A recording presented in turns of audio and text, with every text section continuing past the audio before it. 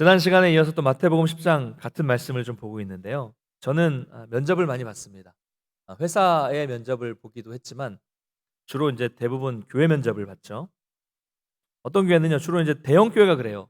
좀 작은 규모의 교회는 담임 목사님과 아주 편안한 분위기에서 면접을 하지만 대형 교회는 일반 회사 면접처럼 아주 심화 면접을 하는 경우가 있습니다.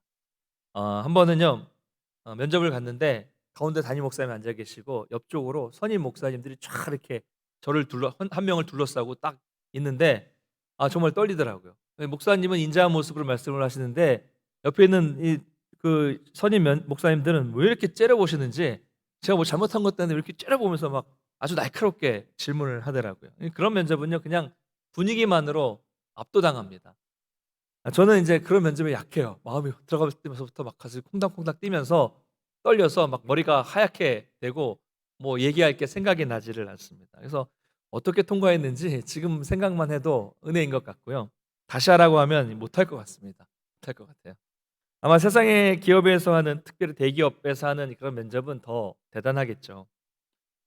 이 부분 좀 뒤에서 살펴볼 텐데요. 우리가 지난 시간에는 예수님께서 제자들을 부르신 목적에 대해서 한번 생각해 봤습니다. 예수님께서 제자를 부르신 목적은 결국 보내시기 위해서 부르셨다라고 말씀을 드렸어요. 같이 모여서 먹고 마시고 뭐 훈련하고 성경 공부하고 교제하고 그냥 그곳에 늘 머물러 있으려고 불러주신 것이 아니라 훈련을 받고 어느 정도의 일정한 수준이 되면 하산해야 된다라고 말씀을 드렸죠. 그래서 하산해서 그동안 갈고 닦은 무예를 뽐을 내야 되죠. 무예를, 즉 뭡니까? 말씀을 통해서 우리의 신앙적인 어떤 이 훈련 받은 것들을 통해서 복음을 전하는 것이 우리의 사명이라고 말씀을 드렸어요. 그러므로 우리도 교회 안에 있을 때에는 모여서 배워야 된다고 말씀드렸죠. 성경을 배우고 훈련을 잘 받아야 합니다. 그리고 때가 되면 어느 정도 수준이 되고 성숙해지면 세상에 나가서 각자의 삶의 자리에서 입술로 또 삶으로 우리가 복음을 전하는 그런 삶을 살아야 합니다. 좀 부족하고 좀 연약해도 이미 주님께서 불러주셨을 때 우리가 능력도 주셨다는 것을 믿고 사명에 순종하는 삶을 살아야 한다는 것이죠. 이제 오늘 본문은 우리가 이제 구체적으로 예수님이 부르신 제자들의 이름이 나타나고 있는데 그 제자들을 한번 좀 살펴보기를 원합니다. 우리가 이 본문에 나오는 12 제자를 다 일일이 설명하기는 어렵습니다. 제대로 하려면 제가 보니까 쭉 이제 이 제자들의 이 성경에 나온 사람들을 쭉 여러 구절들 보면서 보니까 제대로 하려면 최소 2주 혹은 3주까지 한 명씩 설명하려면 많이 필요합니다. 이거 어렵기 때문에, 그래서 오늘은 보기는 보되 최대한 간략하게 특징적인 내용들만 한번 좀 살펴보도록 하겠습니다. 12명을 다 본다 그러면 속으로 여러분 12명이나요? 다 봅니까? 뭐 이렇게 생각하고 답답해 하실 분도 계실 것 같아요. 네. 제가 잘 알죠? 네.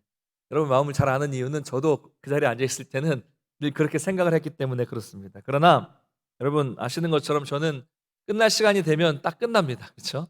딱 끝나요. 그러니까 걱정하지 마시고 이번 기회에 좀 더, 사실 오늘 좀 이게 뭐랄까 제자들을 설명하는 시기이기 때문에 조금 좀 그럴 수 있겠지만 좀 더 집중하셔서 이번 기회에 제자들에 대해서 한번 잘 이해했으면 좋겠습니다. 우선 예수님께서 이 제자들 12명의 제자를 부르신 데는 어떤 특별한 자격 요건이 있었던 것은 아닙니다. 우리가 보는 그런 어떤 기준이 있었던 건 아니에요. 그러다 보니까 12 제자는요, 정말 다양한 구성이 되었죠. 다양한 사람들로 구성이 되어 있었고 이 다양한 사람들이 정말 각기 다른 사람들이 모여서 교회의 이 초대 이 교회의 기틀을 잡았습니다. 놀라운 역사를 이뤘던 거죠. 아주 놀라운 역사입니다. 근데 뭐 이 중에 대단한 사람이 있었습니까? 그렇지 않아요. 세상의 관점에서 보면 예수님은 지금 12명을 부르실 때 아주 큰 모험을 하고 계시는 겁니다. 똑똑한 사람 엘리트들을 부르시는 것이 아니라 그렇지 않은 사람들을 불러주셔서 그들을 훈련시키고 제자 삼아 주셨기 때문에 이건 큰 모험이라고 할 수 있는 거예요. 세상 관점에서 볼 때는. 여러분 우리가 회사에서 사람을 뽑기 위해서 선별하는 과정을 한번 좀 생각해 보겠습니다. 먼저 뭐랄까요? 채용 공고를 내고 이력서를 받겠죠. 뭐 이력서, 자기소개서는 기본이고요. 요즘에는 그 회사가 원하는 뭐 영어 같은 거 뭐 기본이죠. 경력증명서, 자격증, 뭐 어떤 뭐 등록증 같은 거 필요한 뭐 졸업증명서, 뭐 어떤 거에서는 뭐 서약서를 받기도 하고요. 또 가족관계증명서, 요즘에는 범죄사실 경력 증명서 뭐 이런 거 범죄서 있다 없다 뭐 이런 것까지 제출하게 하는 데도 있고 별의별 서류들이 많아요.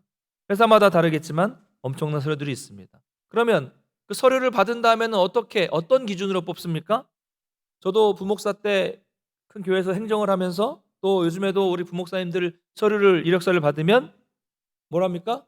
우리 교회에 가장 적합한 사람을 뽑기 위해서 순번을 매깁니다. 순번을 매겨요. 그러니까 뭐 고학력자, 뭐 유학생 이런 사람들도 가끔 저희 교회에 지원을 해요. 뭐 미국에서 유학 박사학위 받은 분 이런 분이 막 지원을 하지만 그런 게 중요한 게 아니라 학위가 중요한 게 아니라 제일 중요한 건 이 사람이 우리 교회에 적합한가에 따라서 순번을 이렇게 순위를 매깁니다. 전에는요. 한 명 부목사님을 뽑는데 108명이 온 교회가 있었거든요.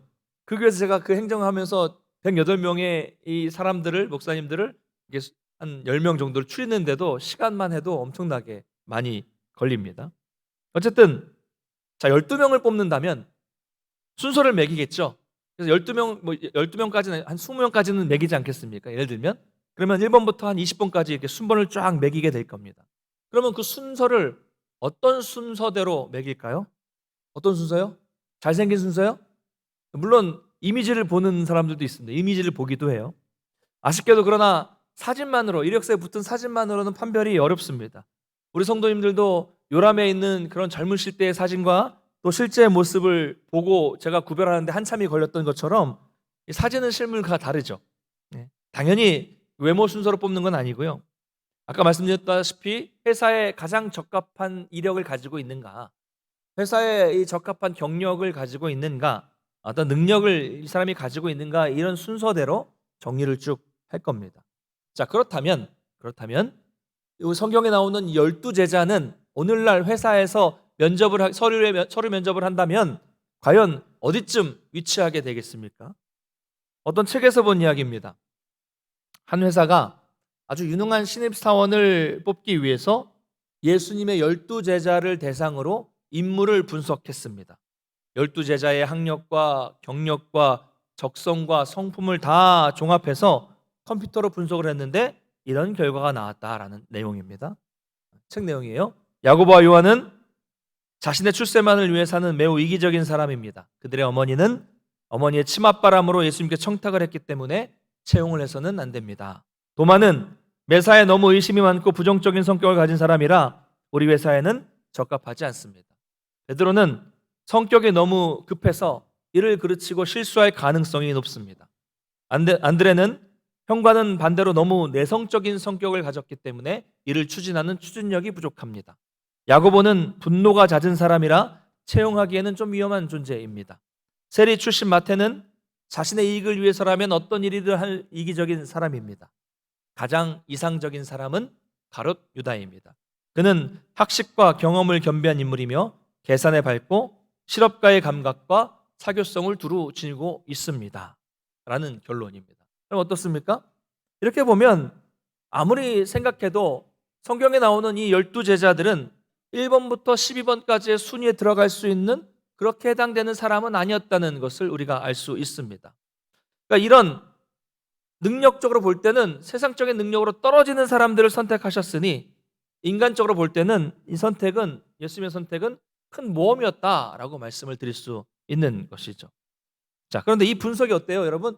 이거는요, 성경적으로 제자들의 성향을 아주 잘 분석했습니다. 성격을 잘 분석했습니다만 정작 기독교를 변화시킨 사람은 적합하지 않다고 판단된 제자들이었다는 점이죠. 이런 사람들이 기독교를 변화시켰어요. 가장 유능하다고 판단했던 가룟 유다는 오히려 배신자가 되었습니다. 이처럼 예수님께서 제자들을 선택하신 관점은 세상적인 관점은 아니라는 점은 확실한 것이죠. 자, 이제 한번 우리가 베드로부터 한번 쭉 이 제자들의 성향과 모습을 좀 성경을 통해서 살펴보겠습니다. 베드로의 원래 이름이 뭡니까? 뭐죠? 네, 시몬입니다. 시몬은요 히브리식 이름이에요. 베드로 이름이 많이 나타나서 헷갈릴 수 있습니다. 시몬은 히브리식 이름입니다. 근데 이 시몬에 대해서 예수님은 뭐라고 불렀습니까? 그를 게바라고 하셨습니다. 게바는 당시 이 유대인들의 통용됐던 아람어 이름입니다. 게바. 그 게바의 뜻은 반석이라는 뜻이고요. 이 반석이라는 것을 헬라어로 베드로라고 말을 하는 겁니다. 그러니까 이제 원래 이름은 시몬이고 히브리식 이름은 게바, 게바는 아람어, 그다음에 베드로는 헬라어 이 반석이라는 뜻입니다. 이 이름이요 되게 많아요. 아직도 전 세계적으로. 영어로는 베드로 뭐죠? 피터. 예. 그리고 스페인어로는요 페드로. 예. 러시아로는요 표트르 뭐 이렇게 됩니다. 한국어로는요 반석 이렇게 돼요. 전 세계적으로 많아요. 예, 여기까지 하겠습니다. 더는 잘 모르겠어요. 어쨌든 자, 그 베드로는 이런 다양한 이름을 가지고 있는데 안드레와 함께 어부라는 직업을 가지고 있었습니다. 뭐 이렇게 똑똑한 엘리트는 아니죠. 예수님을 어디서 만났습니까? 바다에서 먼저 만났어요. 갈릴리 바다에서 만났는데 그는 예수님을 만나자마자 어떻게 하요? 곧바로 배를 버려두고 예수님을 따랐다라고 성경은 말씀하고 있어요. 그만큼 그는 감정적인 사람이에요. 그리고 성미가 급한 사람이었습니다. 곧바로 그냥 예수님을 따라요. 몸이 먼저 움직이는 그런 사람이었죠. 예를 들어 보겠습니다. 다양한 예가 있는데 베드로는 성경에 구절에 많이 나와 있기 때문에 예를 들어 보면 예수님을 잡으려고 제사장의 종이 왔을 때 바로 칼로 그 종의 귀를 베어버렸습니다. 말고라는 종의 귀를 베어버렸죠. 행동이 빨랐어요. 생각하기 전에 몸부터 칼부터 나갔던 거죠. 그런가 하면 예수님이 밤에 물 위를 걸어오셨을 때 뭐라고 말합니까? 자신도 물 위를 걷게 해달라고 했습니다. 그래서 예수님이 걸어오라 하니까 생각할 것도 없이 바로 곧바로 그냥 뛰어들어서 물 위를 걸었습니다. 저는 아마 안 됐을 거예요. 저는 베드로와 성격이 다르기 때문에 걸어오라 했을 때 먼저 주변을 둘러보고 걸어도 될까 보고 앞에도 한번 보고 여기는 출렁출렁 거리는데 안 되겠는데 아마 못 갔을 겁니다. 그러나 베드로는 생각할 것도 없이 그냥 몸이 먼저 움직여요. 뛰었어요. 뛰어들어서 바다를 처음엔 걸었습니다. 물 위를 걷다가 보니까 생각이 뒤에 따라온 거예요. 이거 내가 지금 걷고 있는 게 맞아? 이렇게 의심하는 순간 다시 물에 빠지게 된 거죠. 또 한 가지만 더 말씀드리겠습니다. 요한복음 21장에 보면 이제 부활하신 예수님께서 나타나신 장면이 나오는데 밤이 새도록 그들이 고기를 잡다가 고기를 못 잡았어요. 그때 육지에서 배 오른편에 그물을 던져라라고 말씀을 이제 하신 분이 예수님이라는 사실을 알자마자 이제 이 제자들의 배가 이제 배를 이제 육지로 가고 있는데 다른 제자들은 육지까지 배가 갈 때까지 기다리고 있는데 베드로는 어떻게 해요? 또 물속으로 기다리지 못하고 첨벙 뛰어듭니다. 그리고 배가 아직 이제 오고 있는 중 물속에서 첨벙첨벙하면서 예수님께로 무트로 가게 되는 모습을 볼 수가 있습니다. 이런 사람이 베드로예요. 어떤 사람인지 그려지시죠? 주님에 대한 사랑과 열정도 많아요. 그런데 성미가 급해서 몸부터 움직이는 사람이었습니다. 참 허물도 많고 실수도 많고 겁도 많았던 베드로였는데요. 이 베드로가 사도행전에서는 완전히 달라진 모습으로 나타납니다. 인격도 바뀌고 성품도 바뀌고 행동도 완전히 성숙해졌습니다. 그래서 오순절 사건 이후에 그전에는 죽음 때문에 예수님을 3번이나 부인했으면서도 그 이후에는 그 죽음을 무릅쓰고 담대히 복음을 전하는 모습이 나타나고요. 그가 설교했을 때는 한 번에 3,000명이나 회심하는 놀라운 역사가 나타나기도 했고 또한 죽은 자를 살리기도 했고 또 성전 미문에 앉은 지체 장애인을 잡아 일으키기도 했습니다. 기적을 행했어요. 성미가 급하고 허물 많은 무식한 어부 출신 베드로는 예수님을 만나서 그 예수님께 완전히 붙들린 바 되어서 예수님이 말씀하신 대로 초대교회의 놀라운 위대한 반석, 흔들리지 않는 굳건한 반석이 될 수 있었던 것입니다. 여러분 베드로에 대한 이야기는 많습니다. 많은 부분을 제가 좀 생략을 했는데요. 계속 이 베드로에 대한 내용들을 묵상하면 묵상할수록 정말 많은 은혜가 되는 인물입니다. 베드로의 삶도 은혜가 되지만 그를 끝까지 붙잡으시고 훈련시키시는 예수님의 어떤 끈질김, 그런 어떤 대단한 예수님의 어떤 훈련, 여기도 은혜가 되고요. 또 그 모습 속에는 저의 모습이, 우리의 모습이 또 투영되어 보이기도 합니다. 자, 안드레는 또 베드로의 동생이에요. 근데 안드레는 베드로와는 다르게 아주 조용하고 아주 조심스러운 성격을 가지고 있었습니다. 두 가지만 말씀드리겠는데요.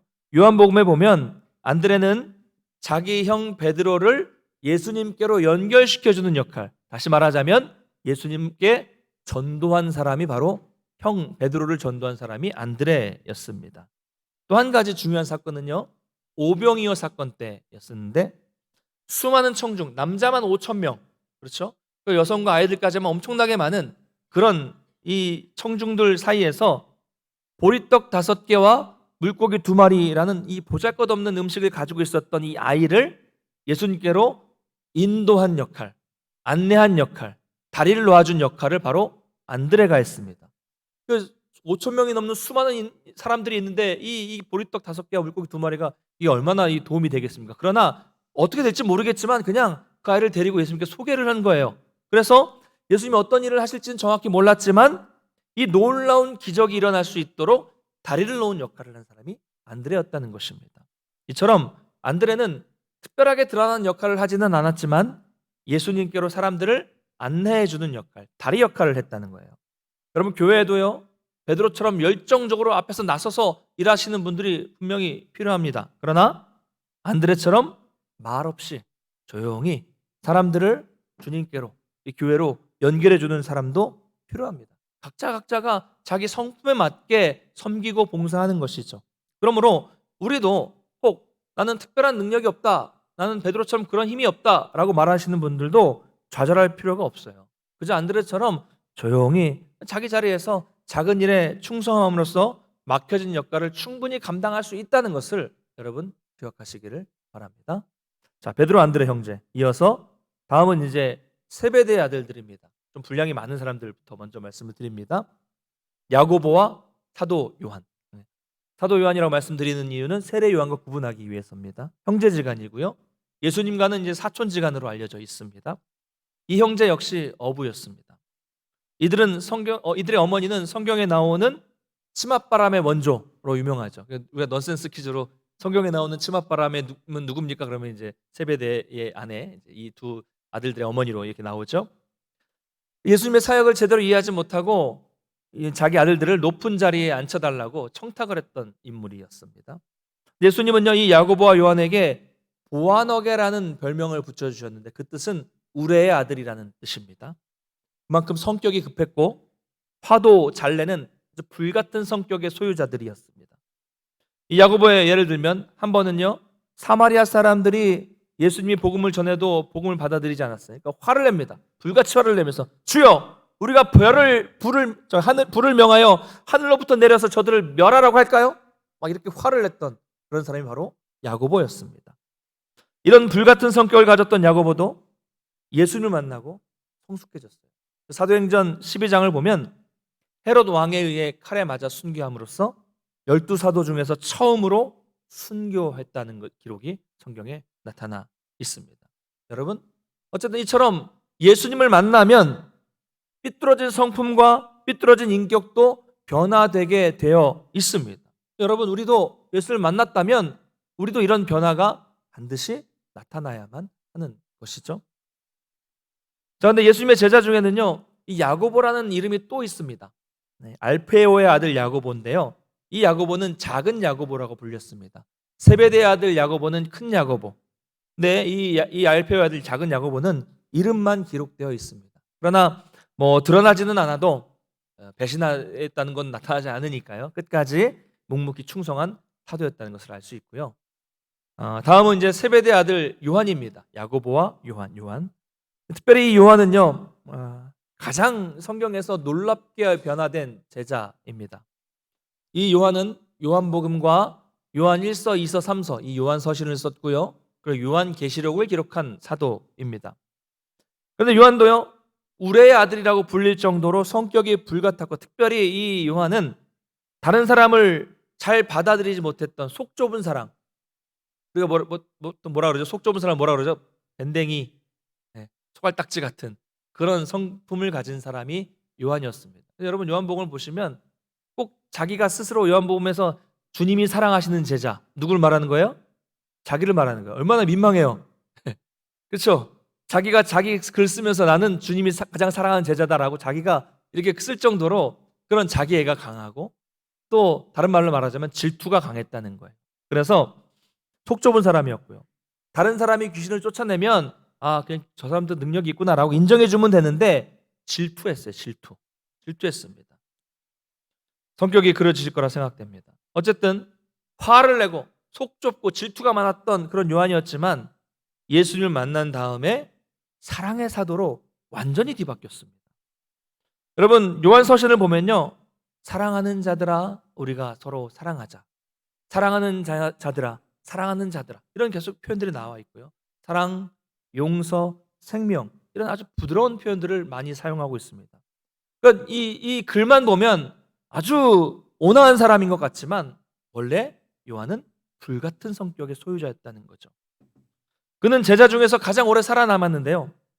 종교개혁자 제롬의 말에 의하면 이제 90 정도 되는 나이에 이 요한이 기력이 너무 쇠해서 정말 움직이기 또 거동도 불편해가지고 간신히 사람들의 부축을 받아서 강단에 올라와서는 기력이 없어서 그냥 사랑하는 자들아 우리가 서로 사랑하자, 사랑하는 자들아 너희가 서로 사랑해라, 이런 말씀만, 그냥 사랑하라는 말씀만 전하고 내려와도 사람들이 다 감동을 받았다고 합니다. 왜 그렇습니까?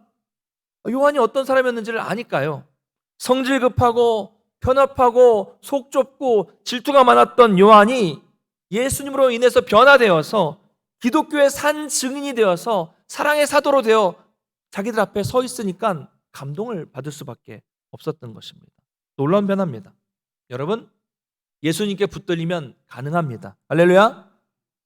저도 가능하고 여러분도 가능합니다. 내 성격은 안 돼, 그 인간은 안 변해, 여러분 그렇게 말씀하지 마십시오.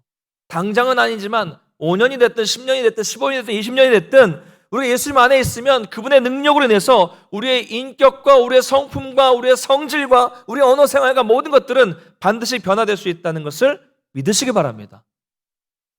변화되셨죠 여러분? 변화되는 과정이 있고요. 여러분 이미 과거에 비하면 많이 변화되셨을 것입니다. 자, 계속해서 성경에 이제 분량이 적게 나온 제자들 좀 볼게요. 몇 명 안 남았는데요. 빌립은요, 상당히 합리적인 사람이에요. 제가 볼 때 저는 성경에 나오는 빌립과 조금 이제 성향이 비슷한 것 같습니다. 그의 성향은요, 오병이어 사건에서 잘 나타납니다. 5천 명이 넘는 무리가 배가 고팠을 때 예수님은 빌립에게 물으세요. 우리가 어디서 떡을 사서 이 많은 사람들에게 떡을 먹이겠느냐라고 떠보셨습니다. 그러자 그 질문을 하자마자 금방 대답이 나와요. 주님, 한 200데나리온의 돈으로 떡을 사서 나누어줘도 이거 모자랄 것 같은데요. 200데나리온은 모자릅니다. 안 되겠는데요? 불가능한데요? 계산이 빨랐죠. 아주 상식적이고 합리적인 사람이에요. 또한 예수님께 뭐라고 말씀합니까? 주님, 아버지를 우리에게 보여주세요. 그럼 족하겠나이다. 보여주세요. 보여달라는 거예요. 좀 조심스럽고 합리적이고 이성적인 사람이었습니다. 자, 조심성이 많고 합리적이고 이성적인 사람은요, 이 세상을 살아갈 때 아마 좋은 면이 분명히 많이 있을 겁니다. 그렇죠? 좀 더 안정적이고 여러 가지 이 어려운 일들에 빠질 일이 많이 생기지 않는 그런 사람들입니다. 그러나 믿음 생활에서 이런 지나친 신중함은 오히려 신앙을 방해할 때가 더 많습니다. 왜 그렇습니까? 믿음의 발을 내딛기 힘들기 때문이에요. 베드로랑은 전혀 성향이 다릅니다. 베드로는 생각 없이 그냥 뛰어드니까 그래도 무리를 걷기도 하고요. 이런 은혜를 경험하기도 하지만 빌립 같은 사람은요, 자꾸 생각하고 주저하고 또 판단하면 결국 은혜를 받기가 어렵다는 거죠. 큰 기적을 경험하기 어렵다는 것입니다. 어쨌든 이렇게 조심스럽고 합리적이고 부정적이었던 빌립도 예수님으로 인해서 변화가 되었습니다. 주님은 참 오래 참으시고 끝까지 기다려 주셔서 빌립 같은 사람도 변화시켜 주셔서 사도로 삼아 주신 것입니다. 바돌로메라는 제자는 흔히 우리가 나다나엘이라고 부르는 제자와 같은 인물입니다. 빌립에게서 예수님을 소개받았을 때 아유, 그 나사렛 같은 촌구석에서 무슨 선한 것이 날 수 있겠느냐라고 냉소적인 반응을 보였지만 정작 예수님 앞에 섰을 때 예수님 뭐라고 평가하십니까? 보라, 이는 참으로 이스라엘 사람이라, 그 속에 간사한 것이 없도다라고 평가해 주신 사람입니다. 도마, 우리가 뭐 잘 알죠. 의심 많은 제자로 유명하죠. 그의 이름은 디두모라는 이 아람어 이름을 또 가지고 있었습니다. 그는 예수님과 함께 죽으러 가겠다고 할 정도의 용기를 가졌으면서도 예수님의 부활을 선뜻 믿지 못했던 의심의 소유자였습니다. 그래서 부활하신 예수님을 제자들이 부활하셨다는 얘기를 하니까 믿지 못하고 자기는 손에 난 못자국을 보고 확인한 후에야 믿을 수 있겠다라고 말했던 어떤 현실주의자 같은 그런 모습을 보였습니다. 그러나 부활하신 주님을 만난 후에 도마도, 이 의심 많은 도마도 나의 주, 나의 하나님이십니다라고 고백하면서 귀한 사도의 사명을 감당할 수 있었습니다. 세리마테, 우리가 앞에서 살펴봤죠. 유대인들에게는 배신자, 매국노로 낙인 찍힌 사람이었지만 그 사람도 예수님을 만나서 변화가 되었습니다. 그래서 예수님 부르심 앞에 그는 돈도 버리고 직업도 버리고 어떤 권력도 버리고 미래도 다 포기하고 예수님을 따랐습니다. 또 유다라는 제자가 있습니다. 이 제자는 가룟 유다는 다른 이 유다인데요, 다른 이름으로 다데오라는 별명을 가졌습니다. 성경에는 많이 나타나 있지는 않고요. 이제 2명 남았습니다. 이제 가나안인 시몬, 가나안 사람 시몬은 셀롯 땅 열심당원이었습니다. 당시에 열심당은 이 로마로부터의 이스라엘의 해방과 독립을 주장하는 아주 전투적이고 호전적인 집단이었습니다. 그러니까 우리 역사를 보자면 일제시대 때 독립운동을 했던 분들이라고 생각하면 될 것 같아요. 그래서 이 시몬도요, 군사적인 메시아를 기다리고 있었습니다. 성경에 말씀한 대로 메시아가 오시면 강력한 군사력을 가지고 우리를 지금 통치하고 있는 저 로마 제국 군대를 쫓아내고 메시아가 군사적으로 이스라엘을 해방시킬 것이라고 굳게 믿고 있었습니다. 그런데 예수님은 어땠어요? 너무 초라했죠. 예수님 입에서는 투쟁, 전쟁 이런 말씀이 나온 게 아니라 사랑, 용서 이런 말씀이 반대로 나왔죠. 어쨌든 이런 배경을 가진 사람도 예수님의 제자가 됐어요. 말씀에 감화되어서 부르심에 순종해서 그의 호전적인 생각과 그의 어떤 이념과 그의 사상도 다 내려놓고 예수님을 따르는 제자가 되고 복음을 전하는 사도가 됐습니다. 여러분, 중요한 점이 여기 있어요. 복음은요, 이념을 넘어서는 것입니다. 할렐루야. 복음은 다 뛰어넘을 수 있어요. 민족의 해방을 위해서라면 어떤 폭력을 사용해도 다 된다. 이게 열심당이거든요. 그런 생각을 가지고 있었던 그였지만 예수를 만나서 용서와 사랑을 강조하는 사람이 되었고요. 이 이방인들을 무력으로 쫓아내야 된다라고 생각했던 사람이 그 이방인들을 위해 복음을 전하는 사도가 되었습니다. 제가 이 말씀을 쭉 준비하면서 놀라운 사실을 하나 좀 발견했는데요. 예수님의 제자 안에는 2부류가 다 있었어요. 놀라운 사실은 뭐냐면 로마 제국에 순응했던 마태가 있었잖아요. 그래서 우리나라 역사를 보면 일본 앞잡이 같은 마태가 예수님의 제자로 있었고요. 반대로 로마 제국에 극렬히 맞서 싸우자고 했던 시몬, 우리나라로 보면 독립군이 있었어요. 그러니까 일본 앞잡이와 독립군이 예수님의 제자 안에 같이 있었다는 얘기죠. 전혀 성향이 다른 사람들이 예수님의 제자로 같이 다니고 동고동락했다는 것을 통해서 우리는 이 교회 공동체를 다시 한번 생각해 볼 수 있는 것입니다. 이제 마지막 가룟 유다입니다. 가장 비극적인 인물이죠. 이 유다는 재능이 뛰어나서 제자들의 재정을 맡았는데 공금을 횡령하게 됐습니다. 유명한 내용은 마리아가 값비싼 향유를 예수님께 이렇게 붓고 깨어서 붓는 것을 보고 못마땅하게 생각했죠. 뭐라고 말합니까? 아니, 이 아까운 향유를 비싼 돈에 팔아서 저 가난하고 어려운 사람들에게 나눠주는 게 낫지 왜 거기다 지금 깨트려서 왜 허비하고 있느냐? 라고 막 책망을 했습니다. 그러나 사실 그에게 가난한 사람들을 생각하는 마음은 전혀 없었습니다. 말은 그럴싸하게 말했지만 사실 그는 도둑이었다라고 성경은 말씀하고 있습니다. 이것은 우리에게 많은 것들을 시사해 주는데요. 교회 안에도 가끔 이런 말씀을 하시는 분들이 있어요. 왜 교회가 이런 어려운 때에 이렇게 많은 돈을 들여서 교회 리모델링을 하고 있습니까? 왜 그 일이 교회에 필요합니까? 왜 그 행사에 이렇게 돈을 많이 씁니까? 차라리 그 돈을 들여서 우리 주변에 힘들어하는 사람들, 어려워하는 사람들, 불우이웃을 도와야 되지 않겠습니까? 이런 비판. 누구든 할 수 있습니다.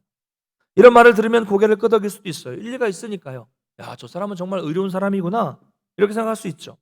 그런데요, 여러분, 실제로 그런 분 중에서 교회에서 불우이웃을 돕겠다고 막 바자회를 하거나 또 특별한 헌금을 하겠다라고 할 때 어려운 사람을 도와야죠라고 말했다면 적극적으로 동참해 줘야죠. 그렇죠. 그런데 적극적으로 동참하기는커녕 나 몰라라, 그냥 신경도 안 쓰고 빠지시는 분들이 대다수입니다. 실제로 그래요. 실제로 그랬습니다. 선교, 구제, 그건 내가 알아서 할 거야. 이렇게 말하면서 실제로 이렇다니까요. 이런 분들이 많아요.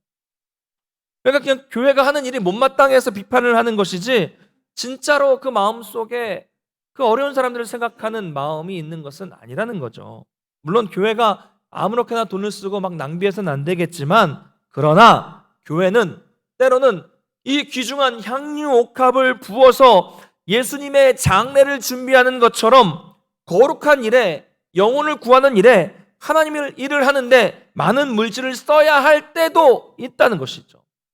가룟 유다는 말은 바르게 하면서 옳은 듯 보였지만 그 속은 사탄에 사로잡혀 있었던 사람이었습니다. 제일 불쌍한 사람이에요. 제일 불쌍한 사람, 이런 사람이. 오늘날로 말하자면 열심히 교회는 다니는데 신앙이 없는 사람이죠. 시간, 물질 투자해서 열심히 봉사하고 신앙생활 열심히 했는데 결국 구원받지 못한 사람, 가장 불쌍한 사람입니다. 그는 예수님의 제자로 선택을 받았지만 그 기회를 버리고 사탄의 길을 걸어갔던 사람이었습니다. 자, 드디어 12명을 그래도 다 봤습니다. 이제 저를 보십시오. 예, 저를 보시고 어떠세요? 뭐 지루하십니까? 좀 지루하게 느껴질 수 있겠지만 저는 이제 이 한 사람 한 사람을 쭉 인물들을 살펴보면서 얼마나 예수님이 그들을 선택하신 후에 변화시키기 위해서 노력하셨는가, 예수님이 어떻게 이 사람들을 변화시켰는가를 좀 볼 수 있게 되었습니다. 사랑하는 성도 여러분, 예수님이 아니었다면 결코 함께 갈 수 없는 사람들이 12명이 제자가 되었습니다. 정말 다양한 사람들, 다양한 배경, 다양한 직업, 다양한 성품을 가진 사람들이 예수의 제자라는 이 한 울타리 안에서 부르심 받고 훈련 받고 보냄을 받았습니다. 그리고 모두 주님을 위해서 순교했다고 알려져 있습니다. 제자의 이야기를 하면 할 이야기가 많은데요, 제가 일부러 전에 내려오는 전승은 다 뺐습니다. 사실 전승 이야기를 하면 더 은혜가 돼요. 더 감동이 됩니다. 예를 들면 베드로는 십자가에 뭐 거꾸로 달려서 순교를 했다. 뭐 누구는 이 몸이 세로로 잘려져서 죽었다. 뭐 누구는 저기 인도에까지 가가지고 뭐 이런 얘기들이 많거든요. 그러나 아닐 수도 있잖아요. 아닌 얘기는 할 수 없잖아요. 모르는 이야기는 성경에 있는 사실만으로도 충분하기 때문에 그런 이야기는 다 뺐어요. 어쨌든 이런 서로 다양한 사람들이 모여서 아주 위대한 교회 역사를 이루었다는 거죠. 사랑하는 성도 여러분, 우리도 마찬가지입니다. 우리는 다 달라요. 저도 여러분도 여기 모인 분들도 다 다릅니다. 예수님이 아니었다면 아마 우리도 같이 모일 수 없었을 것입니다. 복음이 아니면 이렇게 한 자리에 모여서 있을 수 없는 사람들이 지금 한 자리에 모여 있는 거예요. 생각도 다르고 사는 환경도 다르고 이념도 다르고 모습도 다르고 모든 것이 다 다르지만 우리는 하나의 목적을 위해 한 분 주님께 부르심을 받았다는 것, 하나의 목적을 위해 한 분 주님께 부르심을 받았다는 건 여러분 이것을 꼭 잊지 마시기 바랍니다. 우리 교회에 모이는 우리 어떤 근본적인 전제입니다. 하나의 목적을 위해서 한 분이신 주님께 부르심을 받아서 모여 있다는 것, 이게 우리죠. 또한 예수님은요, 제자들을 보면 인간적으로 볼 땐 평균 정도, 평균 이하의 제자들을 불러주셨어요. 근데 그들은요 정말 능력이 안 되는 사람들이었지만 엄청난 기적을 일으킨 사도들이 됐고요, 교회 역사에 정말 놀라운 일을 이룬 제자들이 되었습니다. 어떻게 그럴 수 있었을까요? 지난 시간부터 계속 살펴봤지만 그들이 잘나서 한 것은 아무것도 없습니다.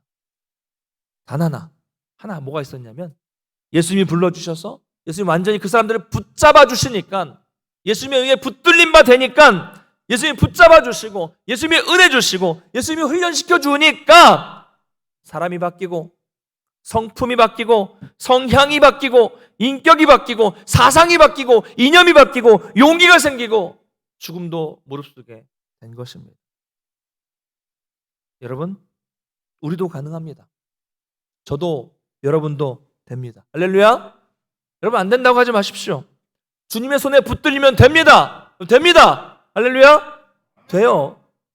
성격도 바뀌고요, 여러분 인격도 바뀝니다. 성질도 바뀌고요, 그리고 우리가 없던 능력도 주님의 손에 붙들리면 생깁니다. 그러므로 주님 불러주실 때, 붙드실 때 온전히 순종하시기를 주님의 이름으로 축원합니다. 그리고 늘 은혜를 구하세요.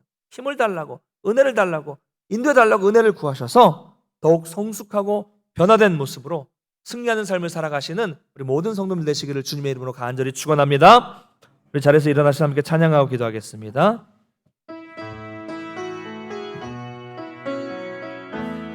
그 선하님의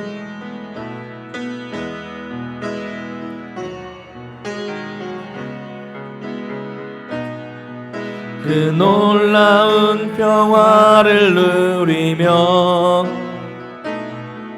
나 그대들과 함께 걸어가네. 나 그대들과 한 해를 여네. 지나간 허물 어둠의 날들이 무겁게 내 영혼 짓눌러도 오 주여 우릴 외면치 마시고 약속의 구원을 이루소서. 그 선한 힘이 우릴 감싸시니 믿음으로 일어나릴 기대하네. 주 언제나 우리와 함께 계셔 하루 또 하루가 늘 새로워. 주께서 밝히신 작은 촛불이 어둠을 헤치고 타오르네. 그 빛에 우리 모두 하나 되어 온누리에 비추게 하소서. 그 선한 힘이 우릴 감싸시니 믿음으로 일어나릴 기대하네. 주 언제나 우리와 함께 계셔 하루 또 하루가 늘 새로워. 이 고요함이 깊이 번져갈 때 저 가슴 벅찬 노래 들리네. 다시 하나가 되게 이끄소서. 당신의 빛이 빛나는 이 밤 그 선한 힘이 우릴 감싸시니 믿음으로 일어나릴 기대하네. 주 언제나 우리와 함께 계셔 하루 또 하루가 늘. 한 번 더 고백합니다. 그 선한 힘이 우릴 감싸시니 그 선한 힘이 우릴 감싸시니 믿음으로 일어나릴 기대하네. 주 언제나 우리와 함께 계셔 하루 또 하루가 늘 새로워.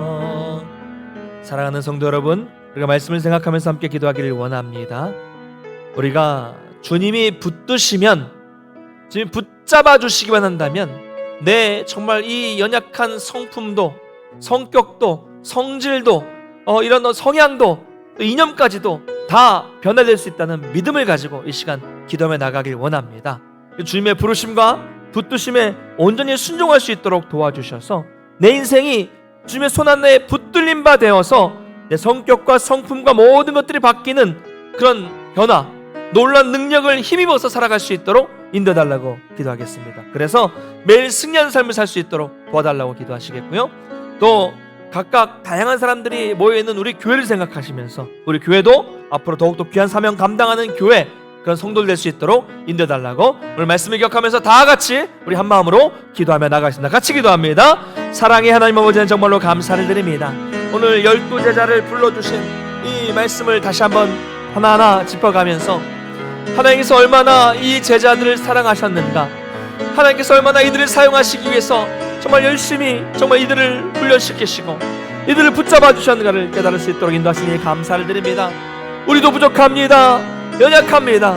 세상적으로 볼 때는 능력도 없고 뭔가 큰일을 할 수 없을 것 같은 그런 사람이지만은 우리가 주님의 손에 붙들린다면, 주님을 붙잡아 주신다면 그 어떤 것도 가능한 능력이 생길 줄 있음을 믿습니다. 변화되고 내 인격도, 내 성품도, 내 성격도, 내 언어 생활도 모든 것들을 다 변화될 수 있다는 믿음을 가지고 나갈 수 있도록 붙잡아 주시고 능력도 주신다는 것을 기억할 수 있도록 도와주셔서 온전히 주님께서 맡기신 사명을 감당할 수 있도록 붙잡아 주시고, 연약하지만 주의 능력에 힘입어서, 선한 능력에 힘입어서 정말 그 일을 감당하기를 원합니다. 우리가 각자 삶의 자리에서 우리 성품만 맞게 정말 제자리 쓰임받았던 것처럼 쓰임받게 해주시고, 우리를 통하여서 교회가, 이 지역이 놀랍게 변화된 역사를 이룰 수 있는 은혜를 우리 가운데 허락하여 주시옵소서. 주님을 우리를 불쌍히 여겨주시고 함께하여 주셔서 특별히 우리 교회 붙잡아 주시고, 우리는 한 분 주님이 하나의 목적을 위해서 모이게 하셨다는 것을 기억하고 다양한 사람들이 모여있는데 우리 교회가 앞으로 정말 큰 힘을 발휘할 수 있도록 붙잡아 주시고 한 마음을 가지고 이 땅에서 복된 사명 감당할 수 있는 교회 될 수 있도록 붙잡아 주시옵소서. 주여 은혜를 붙잡아 주시고 함께 해주시고 날마다 선한 능력이, 주의 능력이 우리 가운데 함께 해주셔서 은혜를 내려주시고 아버지 함께 해주시옵소서. 지금 한 걸음만 걸어갈 때마다 은총 베풀어 주시고 아버지 계십니다.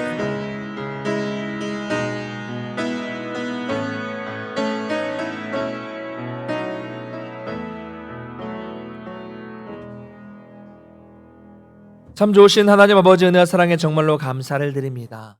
12제자를 불러주시고 또 훈련시키시고 또 그들을 붙잡아 주셔서 변화시켜 주셔서 결국 그 부족한 사람들이 놀라운 일을 이룰 수 있도록 인도해 주신 우리 주님을 보았습니다. 주님이 지금 우리를 불러주셨고 지금 우리를 그렇게 만들어 가시는 과정에 있다는 것을 믿고 더욱더 확신하며 순종할 수 있는 우리가 될 수 있도록 붙잡아 주시옵소서. 주님, 나는 부족하지만 주님이 붙잡아 주시기만 한다면, 주님이 능력을 베풀어 주시기만 한다면 내 성격도 바뀌고 성품도 바뀌고 언어 생활도 바뀌고 모든 것들이 바뀌고 연약한 나에게도 능력이 생긴다는 믿음을 가지고 순종하며 세상에 나가 승리할 수 있도록 인도하여 주시옵소서. 지금보다도 더 성숙하게 만들어가 주셔서 더 성숙해져서 우리 삶으로, 우리 입술로 주의 복음을 전하며 살아갈 수 있는 우리가 될 수 있도록 주님 붙잡아 주시옵소서. 주님, 우리는 정말 다양한 사람들이지만 하나의 목적을 위해 한 분 주님께서 우리를 이 동문교회로 불러주셨습니다. 우리 교회가 이것을 믿으면서, 이것을 기억하면서 앞으로 더욱더 귀한 사명 감당할 수 있는 우리 교회, 우리 성도님들 될 수 있도록 주님 붙잡아 주시고 은혜를 내리어 주시옵소서. 이제 돌아갑니다. 한 주간 삶을 살아갈 때에도 주의 선한 능력이 우리를 정말 꽉 붙잡아 주셔서 주님이 원하시는 길로 그 발걸음 걸어갈 수 있도록 붙잡아 주셔서 항상 주님과 동행하는 복된 삶 될 수 있도록 도와주시고 건강 지켜주시고 또 물질의 어려움 겪지 않도록 붙잡아 주셔서 날마다 감사가 넘치는 복된 삶 될 수 있도록 우리 성도님 붙잡아 주시고 인도해 주시옵소서. 감사드리며 예수님의 이름으로 축복하며 기도드리옵나이다. 아멘. 이제는 우리 주 예수 그리스도의 은혜와 하나님 아버지의 그 크신 사랑하심과 성령님의 교통케 하시는 역사가 불러주신 주님께서 우리를 선한 능력으로 붙잡아 주셔서 온전하게 변화시켜 주시고 능력 주신다는 것을 믿고 순종하며 살기를 결단하는 모든 성도들 머리 위에, 가정과 생업과 자녀 위에, 주의 몸된 교회 위에 이제로부터 영원토록 함께 있을지어다. 아멘.